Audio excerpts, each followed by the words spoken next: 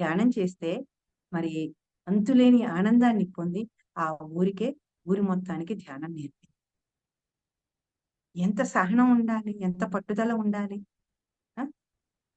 ఇవన్నీ సహజంగా స్త్రీకి వచ్చిన క్వాలిటీస్ కాబట్టి మరి ప్రతి స్త్రీ ధ్యానం చేయాలని, ధ్యానం ద్వారా మరి తనలో ఉన్న శక్తిని తాను తెలుసుకోవాలి అని, తెలుసుకొని అందరికీ ఈ విద్యని అందించాలి అనే పత్రి గారు మహిళలకి మరి అగ్రతాంబూలం ఇచ్చారు. మీరు గమనించినట్టయితే 2019 మహిళా చక్రం అని అనౌన్స్ చేయగానే ఎంటైర్ పిరమిడ్ సొసైటీ కాదు. ఎంటైర్ ఎర్త్ మీదే ఒక అన్ని విభాగాల్లోనూ, అన్ని రంగాల్లోనూ ఒక అభివృద్ధిని చూసాం మనం. ఒక గ్రోత్‌ని చూసాం. ఒక రాజకీయ రంగం కానీ, ఏదైనా మీరు గమనించండి. మీకు తెలిసిన, మీకు నాలెడ్జ్ ఉన్న 2, 3 రంగాల గమనించి